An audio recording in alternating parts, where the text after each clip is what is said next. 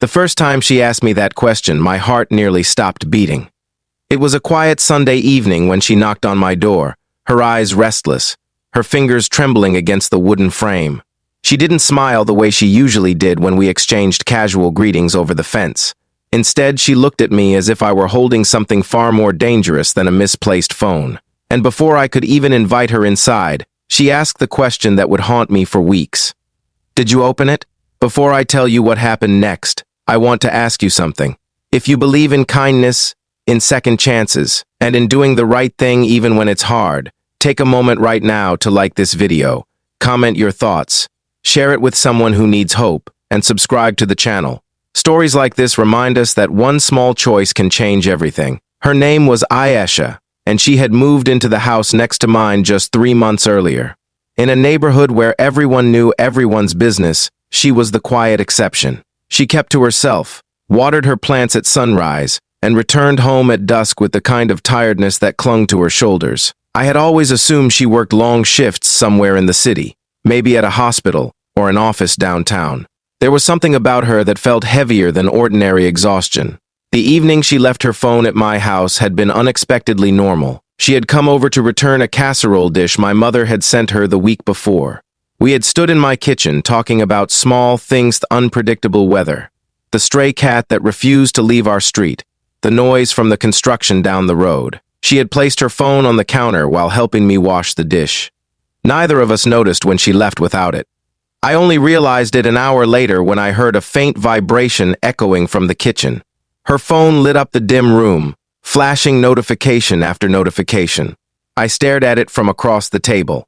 It wasn't my place to touch it, but the screen kept lighting up, again and again, as if someone on the other side was desperate to be heard. I told myself I would just check the caller ID, just enough to know if it was urgent. I stepped closer. The name on the screen wasn't saved. It was just a number, but there were dozens of missed calls. And then a message preview appeared before it faded. "You can't ignore me forever." My stomach tightened. The words felt wrong, heavy with something unspoken. I picked up the phone, my thumb hovering above the screen. I could unlock it if I wanted to. Most people use predictable passcodes. I could try, I could know. But knowing would mean crossing a line I might never be able to uncross. So I placed it back on the counter and stepped away. An hour later, she knocked on my door. She didn't waste time with greetings. Her eyes moved past me, scanning the room as if the phone were a bomb waiting to explode. I handed it to her immediately. And then she asked, her voice barely steady, if I had opened it. In that moment, I realized she wasn't just worried about privacy. She was afraid of what I might have seen. I told her the truth. I hadn't unlocked it. I had only seen the notifications light up the screen. Her shoulders loosened, but not completely. She thanked me, almost too quickly, and turned to leave. But before she stepped off the porch, she paused. There was something she wanted to say, something caught between fear and exhaustion. Instead, she just nodded and walked away. That night, I couldn't sleep. The words from the message replayed in my mind. "You can't ignore me forever." They didn't sound like a harmless argument. They sounded like a threat disguised as persistence. And the look in her eyes had not been embarrassment. It had been terror carefully hidden behind politeness. Over the next few days, I began noticing things I had ignored before. The way she checked over her shoulder before unlocking her front door. The way she lowered her voice when speaking on the phone outside. The faint bruise on her wrist that she covered with long sleeves even in the afternoon heat. I wanted to ask her if she was okay. But in our culture, boundaries are respected almost rigidly. You don't pry into a neighbor's personal life unless invited. Still, something in me refused to stay silent. One evening, I saw her sitting on her porch steps long after sunset. The streetlights cast a pale glow across her face, revealing the fatigue she tried so hard to hide. I walked over slowly, pretending I needed fresh air. We sat in silence at first, listening to distant traffic and the hum of insects. Then, without looking at me, she said she was sorry for how she reacted about the phone. She said she hadn't meant to sound accusing. She had just been scared. The word hung between us like fragile glass. She told me, in a voice so soft I had to lean closer to hear, that the messages were from someone she had tried to leave behind, a man she once trusted, a man who couldn't accept that she no longer belonged to him. She had moved to this neighborhood to escape the constant reminders of him. She thought distance would mean safety, but distance had only made him angrier. He had begun calling from unknown numbers, sending messages that felt less like words and more like warnings. He hadn't hurt her physically, she insisted. Not yet, but fear doesn't need bruises to be real. As she spoke, I felt a mix of anger and helplessness. I wasn't a hero. I was just a neighbor who had almost unlocked her phone. Yet somehow, I had become the only person who knew the truth. In the weeks that followed, things escalated. I noticed a dark car parked at the corner of our street more often than usual. It never stayed long, but it was there enough to make my chest tighten.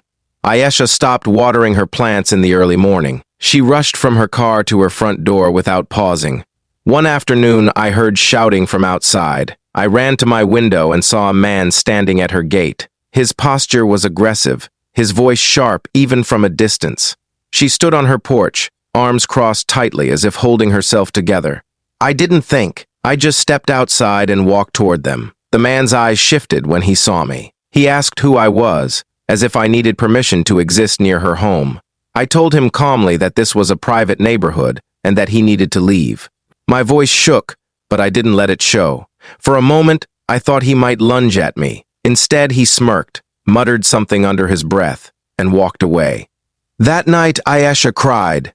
Not loudly, not dramatically, just silent tears that slipped down her face as she sat at my kitchen table. She said she felt like she was dragging everyone into her mess. She said maybe she should move again. Maybe she should disappear completely. I told her something I wasn't even sure I fully understood myself. Running might create distance, but it doesn't create peace. Peace comes when you stop being afraid of your own shadow.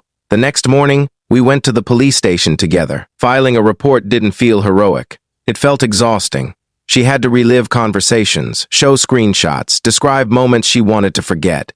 But when she signed her name at the bottom of the report, I saw something shift in her eyes. Not relief, not yet, but resolve. The calls didn't stop immediately. But now, they were documented. Now she wasn't facing it alone. Days turned into weeks. The dark car stopped appearing. The unknown numbers grew less frequent, and slowly, cautiously, she began reclaiming her routines. She watered her plants again. She laughed when the stray cat tried to sneak into her house. She even joined a community gathering at the local park, something she had avoided since moving in. One evening, as we watched the sunset from our shared fence line, she thanked me.